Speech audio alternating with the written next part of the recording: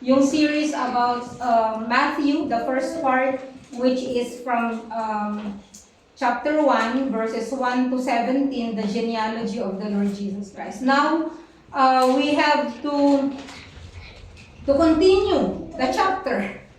Our text for today is Matthew chapter 1, verses 18 to 25. At ang nakakatawa po dito, it's still October, but we have this Christmas story. I wanted to skip it, but I cannot because we are following a series, book by book, na bahagi po ng Book of Matthew. If we could play the clip, is it possible to play the clip before the message?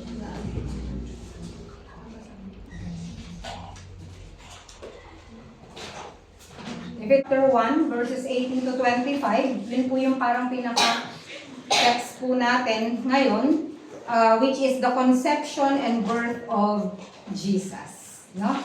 Purihin po ang Panginoon. So this is a Christmas story. So, ito po ay patungkol po sa kung paano po nag-conceive si Mary at kung paano rin po naipanganak ang ating Savior na ang Panginoong Jesucristo. No? So that's verses 18 to 25 na nabasa po natin kanina sa ating responsive reading. Okay. So I want to give the focus to Joseph. Kasi usually po ang focus palagi po dito ay yung Christmas story about the Lord Jesus Christ. But today I just want to give the focus to Joseph. Okay. Question. Name in the Bible story a quote or a dialogue spoken by Joseph, the husband of Mary. Meron po ba kayong alam? Okay, bago po nyo sagutin at mag-isip, I just wanted you to napakinggan po panoorin po ang clip na ito na kung meron na daw pong Facebook noon, siguro po parang ganito.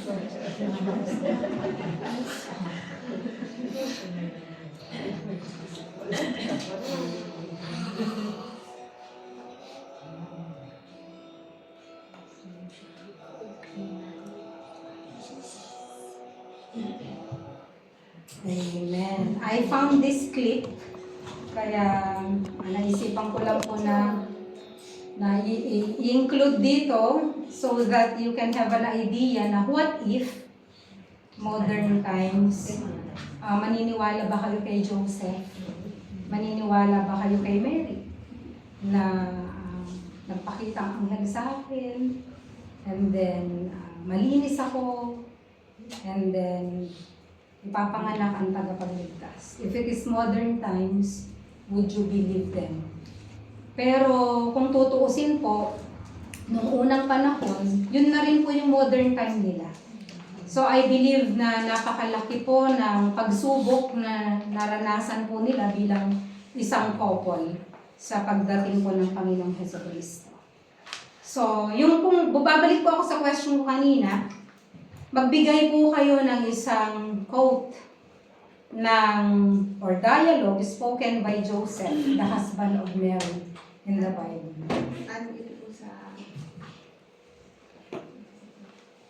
Magbigay po kayo ng isang quote na nanggaling po kay Joseph sa Bible.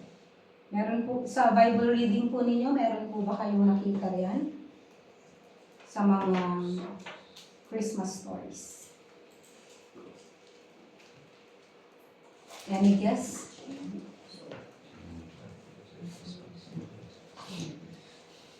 Yung directly na nagsalita po siya. Meron po ba? Sis Rosman, wala daw. None. Okay. None. No? There is no quote, no dialogue or conversation that you can find. And every time na darating po ang Kapaskuhan, meron po ba kayong alam na song about Joseph sa araw ng Kapaskuhan? Wala din po, di ba? So, maaaring po minsan na-integrate lang siya, pero all of the songs revolve on Mary. Dahil siya yung chosen para magdala po ng anak po na si Jesus Christ. Pero naniniwala po ako at naniniwala po tayo na kahit po si Joseph ay chosen, di ba? Pinili po siya ng Diyos at kinakailangan po ng isang father figure para po sa Panginoong Jesucristo kasi kailangan niyang maipanganak bilang isang tao. So si Joseph po, pag tinitignan po natin yung nativity scene, siya yung lalaki na nakatayo lang po sa likod na parang walang ginagawa at walang contribution doon po sa Christmas story. And he is rarely being talked about in the Bible. Makikita lang po natin si Joseph doon po sa Matthew chapter 1, chapter 2, chapter 3 ng Book of Matthew. And ang susunod po doon, makikita na lang po natin siya doon po sa 12 years old na po ang Panginoong Jesucristo, kung saan po dinala siya sa templo at pagkatapos ay nawawala si Jesus Christ, and that was the last na appearance po ni Joseph. Doon po sa early ministries po ni Jesus, wala po tayong makitang Joseph. And even po doon sa betrayal ni Jesus, sa crucifixion po niya, wala rin po tayong makitang Joseph. So it is also believed na maaga po na kinuha si Joseph at finulfill niya po yung kanyang role, kung ano ang dapat niyang maging role sa buhay po ng ating tagapagligtas na si Jesus. Amen. So dito po sa Matthew chapter 1 verses 18 to 25, I know this is a Christmas story, pero gusto ko pong mag-focus doon po sa ano po ba ang purpose ni Joseph, ano po ba yung kanyang emotions, at ano po yung kanyang response. That's why the title of this sermon is Joseph's Response. So ano po ba yung purpose po ng Diyos para kay Joseph? Una po ay to stand as a surrogate father for Jesus, na maging ama po ni Jesus at magkaroon po ng isang family dito po sa lupa, si Jesus Christ. Kasi kinakailangan po, meron pong father dito sa lupa. But we know na wala pong kinalaman si Joseph doon po sa kanyang pagkakapanganak. And also to provide the legal authority through the kingly lineage from the line of David. Pag sinabing kingly lineage, because it was prophesied na ang Panginoong Hesukristo, siya po ay maipapanganak mula po sa lahi ni King David. At si Joseph po, siya po yung prophecy fulfillment na kinakailangan ang tagapagligtas ay manggagaling po sa line ni David. And so we have two genealogies dito po sa Bible. The first genealogy of the Lord Jesus Christ is found in the book of Matthew, and that is from the line of Joseph. And the other genealogy which is found in Luke, yun po ay genealogy po ni Jesus sa pamamagitan po ni Mary. So doon po makikita po natin na from David Kumorba po at ang tinalakay po doon ay kung paano po yung genealogy ni Jesus through Mary. So, dalawa lang po na topic ang aking tatalakayin ngayon. Una po ay Joseph's emotions. No? Bilang isang tao, meron pong emosyon ang bawat tao every time na meron po siyang nararanasan o meron pangyayari sa kanyang buhay. So we will talk about the emotional stages that Joseph went through and his response to the pregnancy of Mary. So according po sa mga scholars, kasi noong unang panahon, ang mga tao po ay nag-aasawa po ng bata. And it is always an arranged marriage. Hindi po pinagkakatiwala ng magulang yung marriage na ang magdi-decide kung sino ang kanilang mapapangasawa ay sila mismo, kundi ang mga magulang po ang nagdi-decide nito. So it was believed that Joseph is older than Mary. So mga edad 16 pataas. So naniniwala pong mga scholars na Joseph was at least 16 years old noon pong time na ito, and si Mary naman po ay edad 12 to 14 years old. So, ganun po ang kanilang pong mga edad. So, it was a very young couple.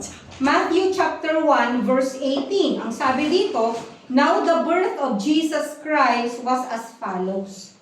When his mother Mary had been betrothed. So, ano po yung nangyari una? They were betrothed. So ano po kaya yung first na feeling or emotion ni Joseph? Kung i-base po natin sa isang emoticon, ano po kaya ang itsura ng emoticon? Di ba? So yun po yung number 1. Ano pong emoticon yun? May emoticons ba tayo dyan?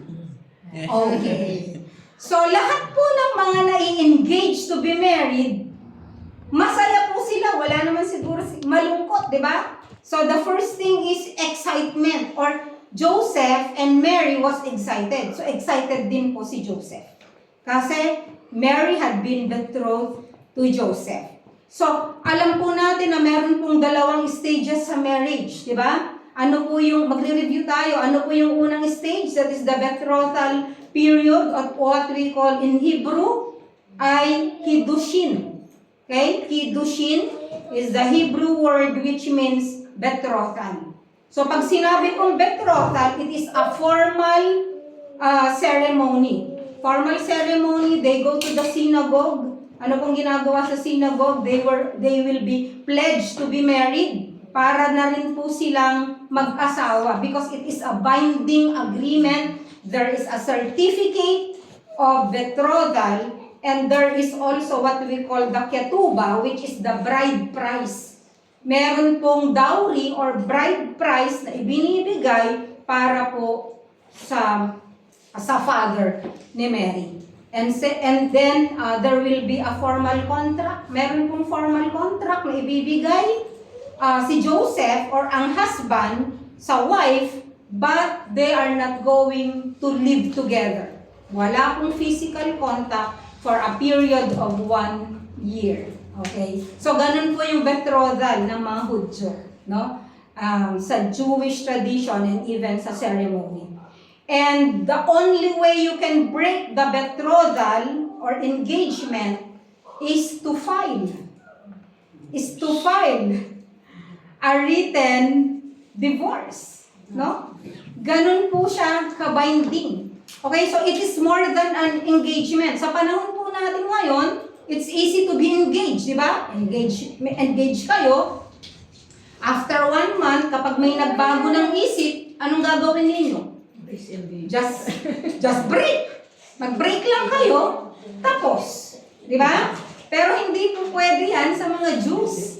Because it is a binding agreement, no? It is a binding, meron pong certificate. That's why you can file as a divorce. Magfa-file ka ng divorce para sa ganoon, mapawalang visa, yun pong betrothal period or yung kiddushin na tinatawag.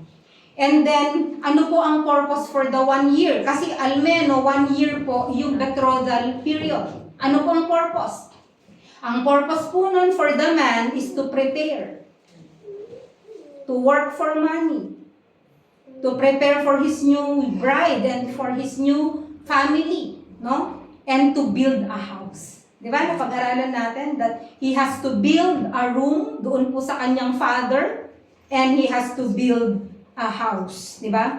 And for the woman, what is the purpose of the 1 year betrothal period for the woman? To prove herself faithful.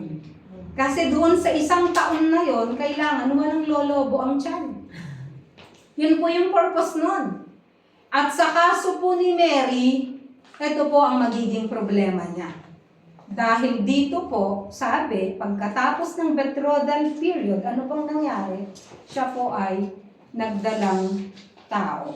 Okay, so yung kanina po, yung first stage ay kiddushin, yung pangalawang stage po ay yung chupa or hupa na tinatawag, which in Hebrew means a marriage canopy. Yung nilalagay po na parang shade dito po sa mag-asawa, which symbolizes yung kanila pong being as one. So Joseph and Mary were engaged and of course, from excitement, ano po ang nangyari? From excitement, ano po kaya yung susunod na feelings po ni Joseph? Matthew chapter 1 verse 18, before they came together, bago pa lang po magkaroon ng hupa or chupa, ay she was found to be with child by the Holy Spirit. So from excited, ano po kaya yung susunod na nararamdaman po?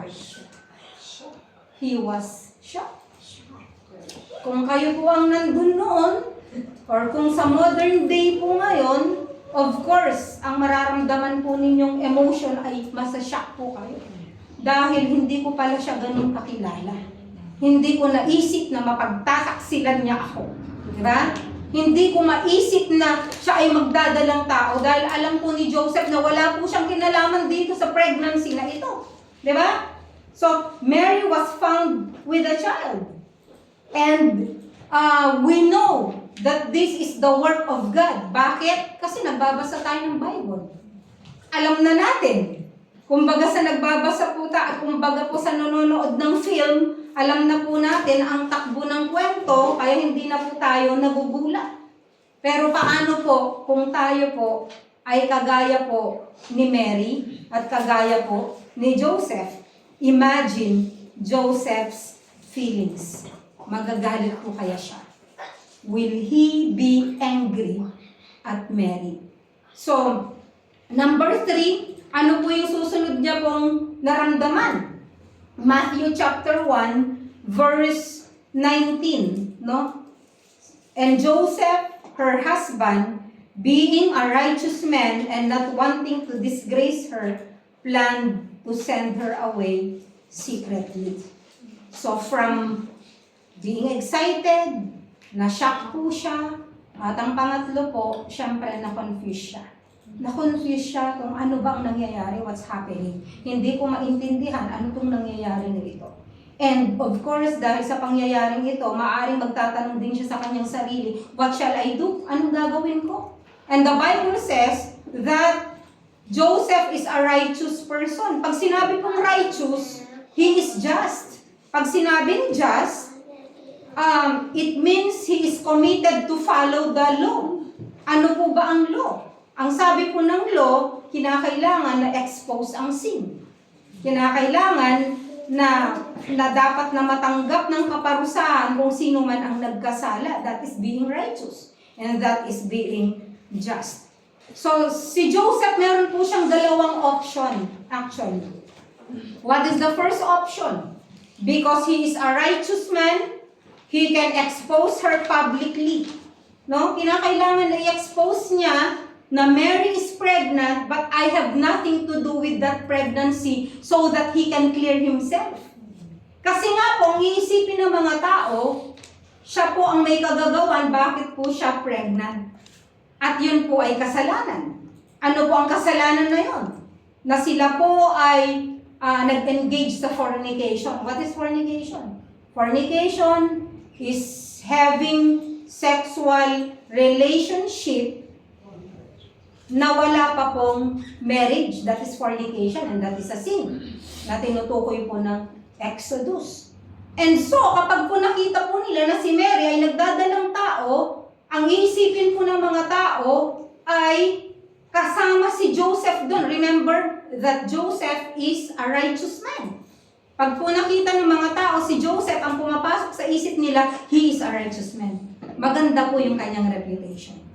And so, sa pangyayaring ito, na-confuse siya dahil anong kanyang gagawin? Kasi po, yung kanyang reputasyon ay masisira.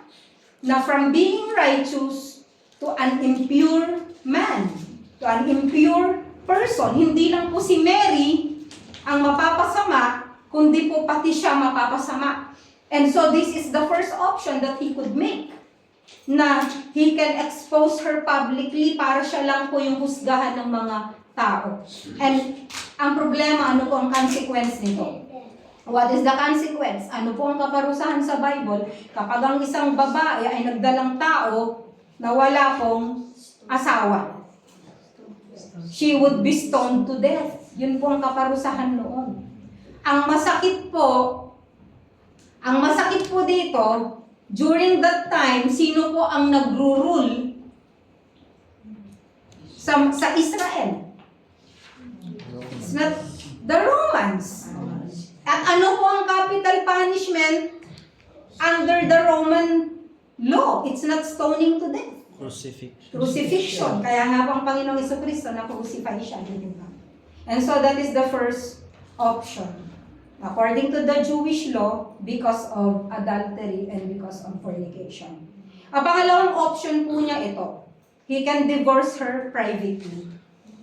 Privately, na maghahanap po siya ng dalawang witness, no? Para lalapit ulit sila sa synagogue, pupunta sila sa kinauukulan at i-divorce po niya ng secretly si Mary. So imagine nyo po yung dilemma kung nasaan siya. Sabi niya, i-expose ko po ba siya publicly o quietly ko na lang siya na i-report, kumbaga, na i-divorce ko siya privately, which is very hard to do. Bakit po? Bakit mahirap gawin din po itong second option na to? Kasi kinakailangan mo ng dalawang witness. Kinakailangan mo ng dalawang tao na mapagkakatiwalaan mo ng sikreto. Madali po bang maghanap ng isang tao na kapag sinabi mong, huwag mong sasabihin ha? Kung minsan, sasabihin mo pa lang na huwag mong sasabihin, mamaya na i-text na. Diba? Mamaya na itawag na, mamaya na ikwento na sa iba, na akala mo siya lang yung pinagsabihan mo, nag-umikot na yung kwento. Di po ba mahirap yun? So, paano gagawin po ito ni Joseph? Na i-divorce niya privately si Mary. No? So, yun pong decision po niya ay number 2. To divorce her privately. Yun po ang kanyang naging decision. And so, ang sabi po dito, sa verse 19, planned to send her away secretly. Pinaplano pa lang po niya ito sa kanyang isip dahil marami po siyang alalahanin at of course, nandyan din po yung isa po niyang nararamdaman which is fear. Siyempre po, kasama po ang takot. Natatakot po siya. Kaya nga po dito sa verse 20, but when he had considered this, behold, an angel of the Lord appeared to him in a dream. Nagpakita po ngayon ng isang anghel sa kanya sa pamamagitan po ng isang panaginip. During those times, pag po nanaginip, it is really the Lord who is speaking. Hindi kagaya po ngayong panahon na to na siguro pag nanaginip tayo, pagod lang tayo. No?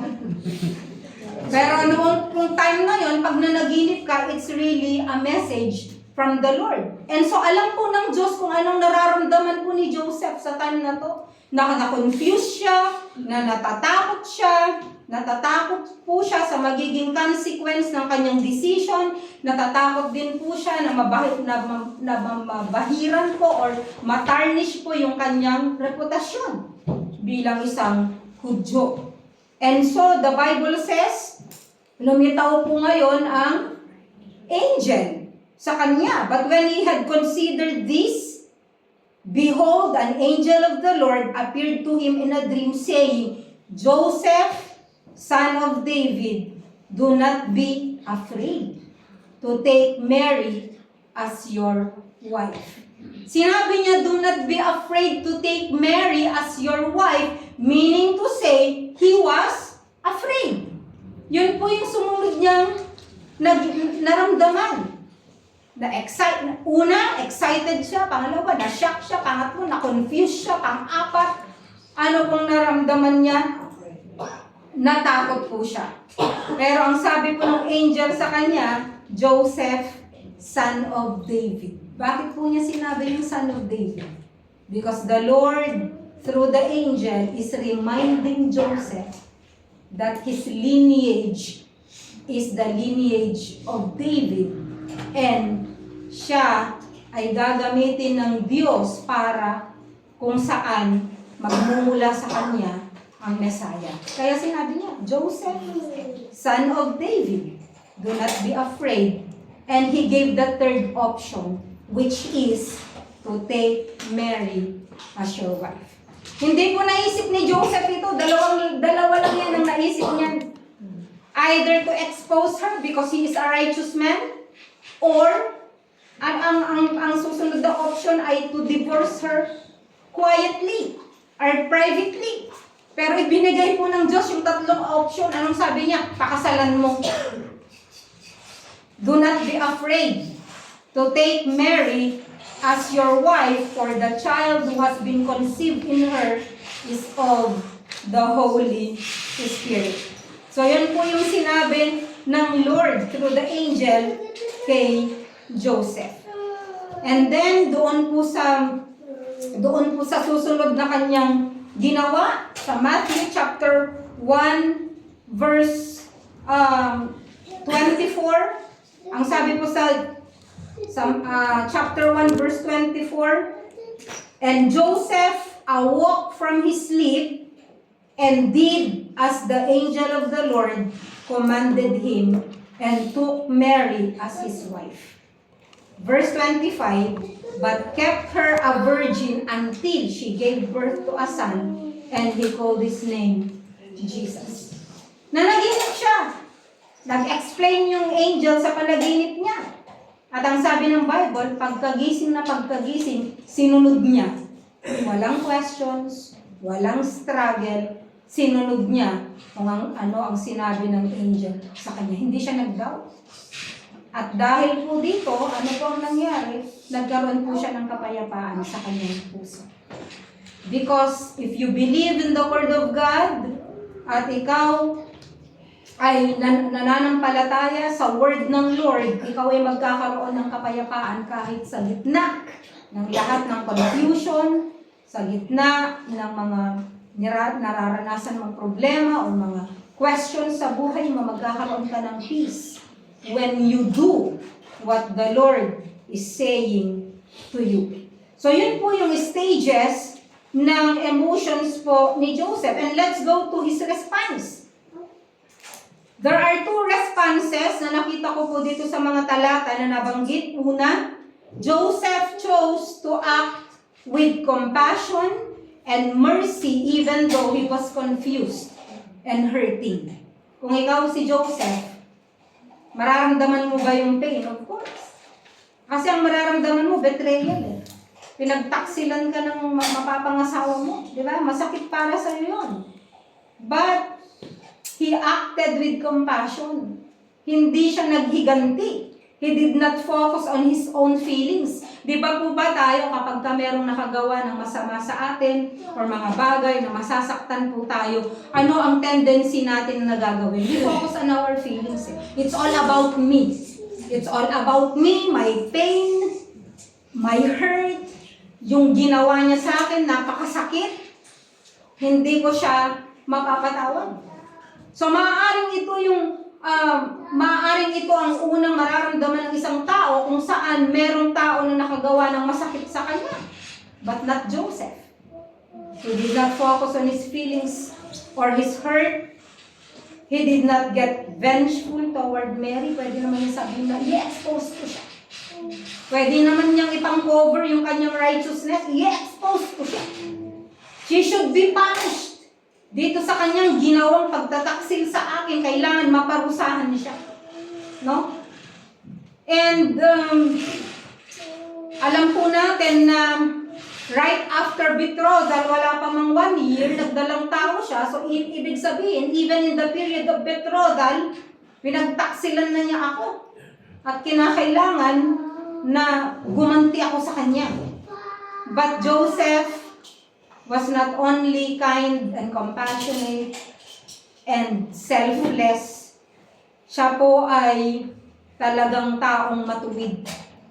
He could have exposed her publicly in order to clear his name, kagaya na sinabi ko kanina, but it would shame Mary.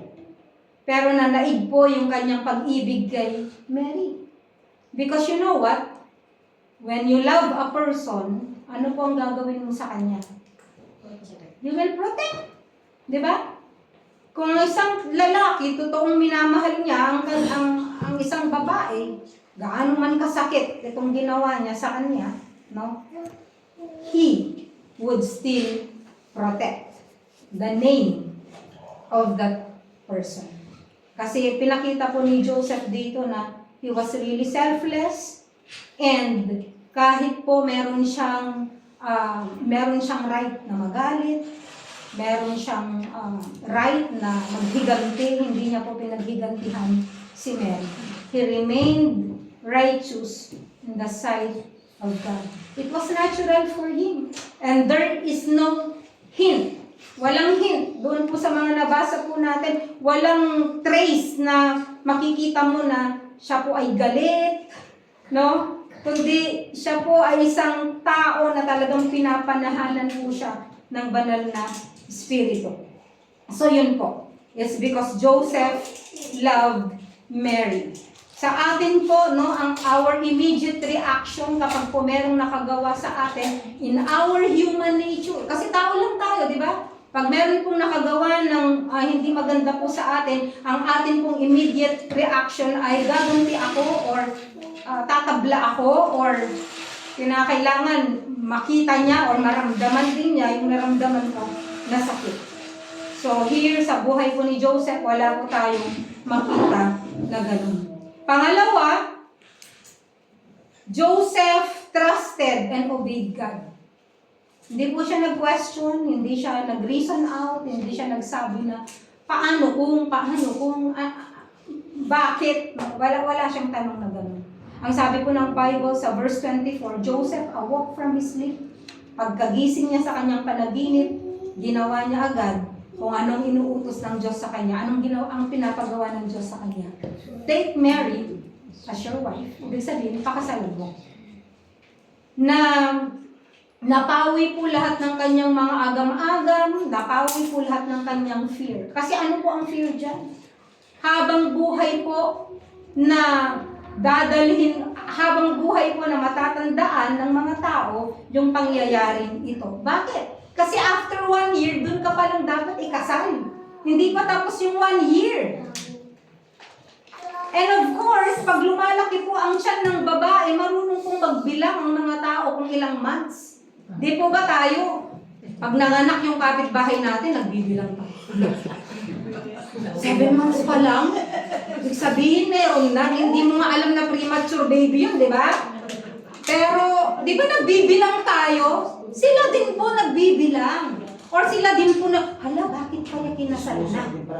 No?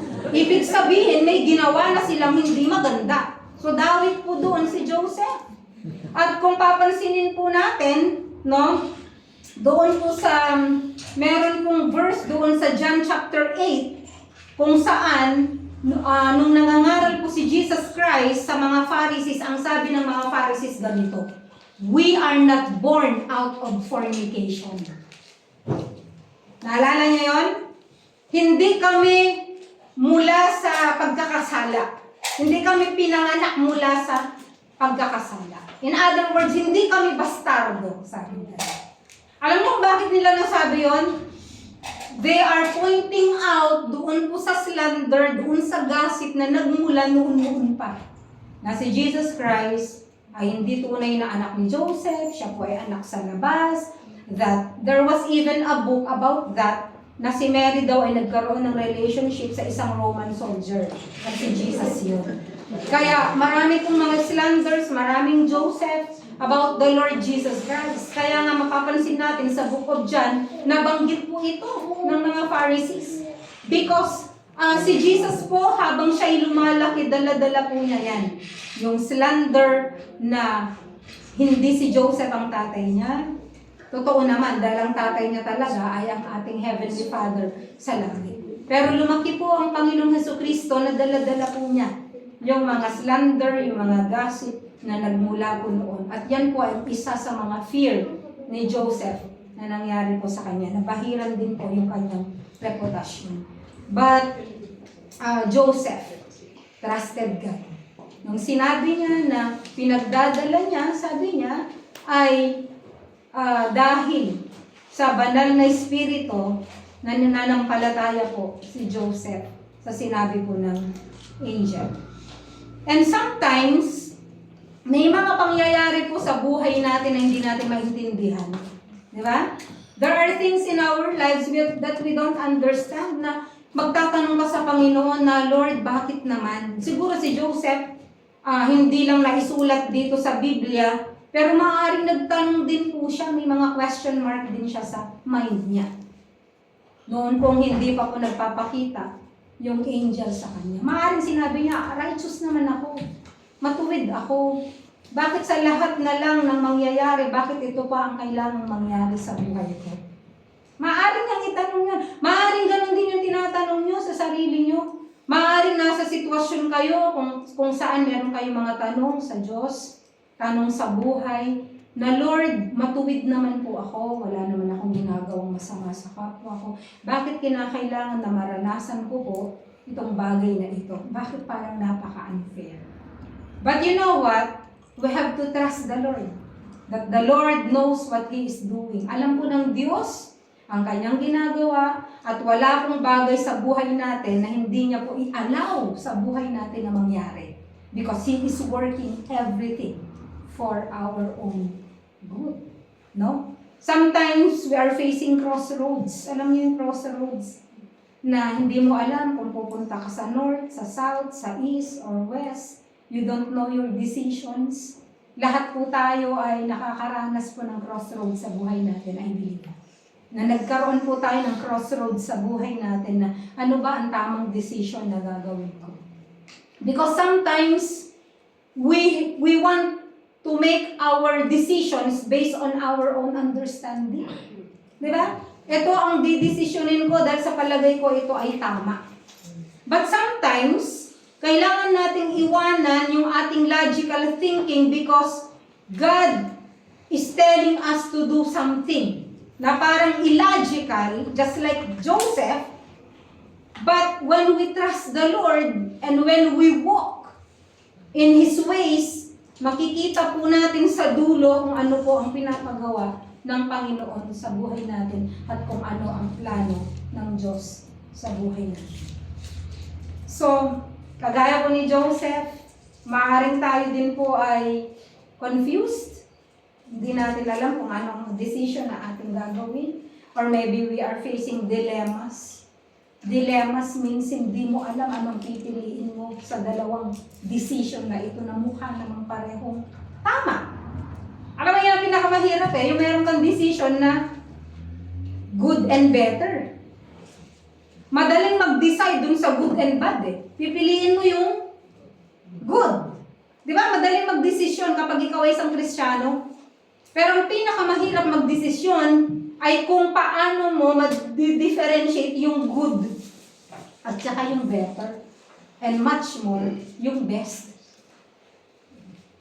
Kasi parehong okay Pero ang sabi ng Bible, kinakailangan malaman natin kung ano yung best, kung ano yung will ng Lord sa buhay po natin. And so when we face crossroads and hard decisions, let us stay strong. Seek His face. Hanapin natin kung anong kalooban ng Panginoon. Trust God's plans for us. And obey His leading. Alam niyo po yung kanta kanina, di ba? Trust and obey. When you obey the Lord, it means you are trusting. When you trust the Lord, it is easy to obey. Di ba? When we trust God, we obey Him. Ang sabi ng Romans chapter 8 verse 28, i-quote natin, baka paborito niyo rin ito. Sabi niya, for in all things, we know that all things work together for good.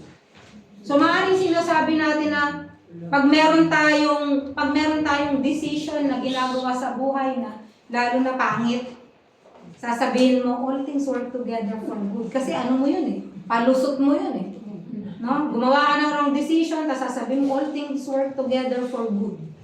Pero may karugtong yun All things work together for good to those who love God. And the question is, paano malalaman that you love God? Sabi ng Panginoong Jesucristo, if you love me, you will obey. All things will work together for good to those who love God and to those who are called according to His purpose. So next time, wag na po natin gawin palusot yung Romans 8:28. We have to be sure that we love God para ma-accomplish yung purpose ng Lord sa buhay natin. Alam po ni Joseph na magkakaroon ng gossip, alam ni Joseph na magkakaroon ng slander, alam niya na i-ridicule siya. Kanina nga, di ba, 23 friends unfriended him. Di ba? Bakit? Kasi kung modern day situation ngayon, sasabihin niya, you got her pregnant? No. Sasabihin niya, no. Tapos, syempre, hindi ka maiintindihan ng kaibigan mo, di unfriend ka. Kaya doon po sa example natin kanina, 23 friends, unfriended him. No? Hindi nila matanggap. Because sa Jewish costume kapag ang isang babae at isang lalaki na hindi pa talaga ikinakasal ay magkaroon ng isang baby, ibig sabihin nagkasala kayo. And Joseph knew this. And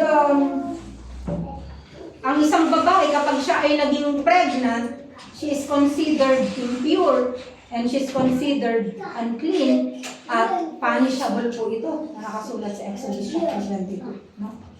And he knows that his reputation would be tarnished forever. Yun po yung magiging resulta. So we are like Joseph with some emotions, but if we surrender our emotions to God, we will have the right response just like Joseph. And God will take care of the circumstances. Meron kang hindi mapatawad sa buhay mo. Meron kang kinagagalitan sa oras na ito. Merong sitwasyon or maybe sa heart mo, galit na galit ka sa taong ito dahil meron siyang ginawa na hindi maganda. What are you going to do? You have to surrender that to the Lord. I-surrender mo ang emotion mo na yan and God will give you the right response to that emotion. At sa oras na ito, meron lang akong tanong sa inyo. Are you facing dilemmas sa oras na ito? Maaaring meron kayong mga decision na gusto nyong gawin sa oras na ito. Sino po sa inyo rito ang merong hindi makapili kung anong tamang decision na gagawin sa buhay? Taas na ang kamay. Okay? That's normal. Yes, that's normal. Meron pa ba na nag-aas ng direction sa Lord? You have a decision to make. You have to surrender that to the Lord. At habang mamaya tayo po ay umaawit ng ating hymn of commitment, I believe that the Lord will heal you. You have to surrender that to the Lord. At sa oras na ito, meron po ba sa inyo na meron isang emotional stage sa buhay niyo kung saan nandyan po ang confusion, nandyan ang galit, maaari na meron kayong tao na hindi mapatawad sa oras na ito. You have to surrender that to the Lord also. Or maaaring you are hurting, may nanakit sa damdamin ninyo, o maaaring ikaw yung nakapanakit ng damdamin ng ibang tao, you have to surrender that also to the Lord. At pakikinggan po tayo. At sa oras na ito, gusto ko rin po kayong tanungin, if you want to surrender your lives and your future to the Lord, meron po ba sa oras na ito? Na gusto mong surrender ang iyong buhay sa Panginoon at sinasabi mo na, Panginoon, kayo na po ang bahala sa aking buhay at sa aking future, meron na po ba sa ating kalagitnaan? Nagsasabi nito. I want you to raise your hand. I would like to pray for you. Meron po ba? Amen. Tayo po ay dumako sa panalangin. Ama namin, marami pong salamat sa oras na ito na binigay niyo po sa amin. Napaka-simpleng kwento, subalit alam po namin na ang kwentong ito ay hindi po simple sa panahon po ni na Joseph and Mary. And maaaring Lord, sa oras na ito, sa amin pong kalagitnaan, meron din po sa mga kapatiran sa oras na ito, maaaring sa mga nag-join online, na meron pong mga ginagawang decisions sa kanilang mga buhay. Amin po silang itinataas sa inyo, Panginoon. Meron po sa aming kalagitnaan na meron pong iba't ibang emosyon sa oras na ito. Meron pong confusion, meron pong hurt, meron pong anger na nasa amin pong kalagitnaan, at meron din pong true repentance sa amin pong kalagitnaan sa oras na ito. Panginoon, tinataas po namin ang bawat isa kung sino man po sila sa mga oras na ito. And Father God, we surrender ourselves to you also. Binibigay po namin ang aming buhay sa inyo, Panginoon. Sinusurrender po namin ang aming buong katauhan sa inyo, ang aming pong mga emosyon, ang aming pong mga buhay, ang aming mga decisions, at kayo na po ang maghari sa aming mga buhay. And thank you, Lord, dahil alam po namin na kapag nawawalan po kami ng karunungan, ang sabi po ninyo, humingi kami ng karunungan sa inyo, at kayo po ay magbibigay nito sa amin. Marami pong salamat sa oras na ito. And Lord, tulungan niyo po kami na maging kagaya ni Joseph, maging isang taong matuwid, isang taong mapagpatawad, isang taong magtitiwala, at isang taong na sumusunod sa inyong kalooban. Ito po aming dalangin sa pangalan ni Jesus.